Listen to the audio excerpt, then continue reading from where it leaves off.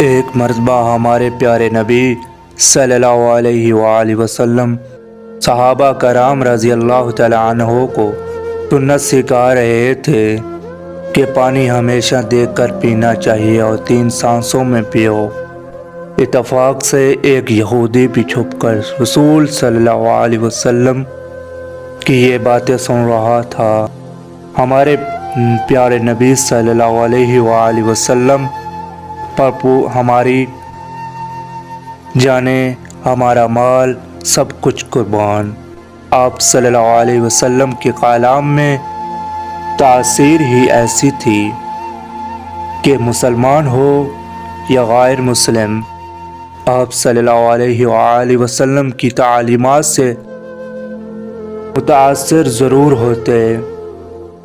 رات کو سوتے سوتے اس یہودی کو، جو ہمارے پیارے نبی صلی اللہ علیہ وآلہ وسلم کی بات سن رہا تھا، پیاس لگی، بہت زور کی پیاس محسوس ہوئی۔ جب اس یہودی کو پیاس لگی تو وہ اپنی بیوی سے بولا کہ مجھے اچھی طرح دیکھ کر پانی پلاؤ۔ بیوی بولی، آپ کیسی باتیں کر رہے ہیں؟ چراغ بجھا چکی ہوں، رات کا وقت ہے، کیا دیکھ کر پانی پلاؤں؟ ایسے ہی پی لیجئے، پانی تو صاف ستھرا ہوتا ہے۔ گھر کا ہمارے یہودی کو بڑا غصہ آیا، بیوی سے بولا کہ چراغ جلاؤ اور روشنی میں مجھے پانی دے کر پلاؤ۔ بیوی بک چک کرتی اٹھی، سمجھی کہ شوہر پاگل ہو گیا ہے۔ آخر یہودی خود اٹھا اور چراغ روشن کیا۔ چراغ کی روشنی میں اس کی بیوی نے دیکھا کہ اندھیرے میں وہ پانی اپنے شوہر کے پینے کے لیے لائی تھی، اس میں ایک سیاہ بچھو عقرب تیر رہا ہے۔ یہودی بھی دیکھ کر حیران ہو گیا، اس نے پانی میں سیاہ بچھو تیر رہا تھا۔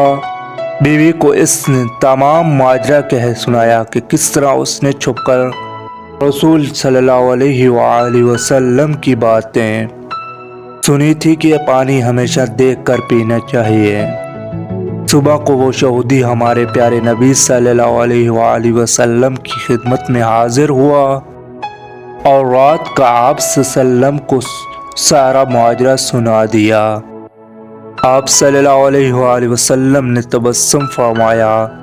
یہودی بولا، اے اللہ کے رسول، جس مذہب کی احتیاط انسان کی جان بچا لے تو وہ مذہب خود پورے انسان کو دوزخ کی آگ سے کیوں نہ بچائے گا۔ اتنا کہا اور وہ یہودی کلمہ پڑھ کر مسلمان ہو گیا۔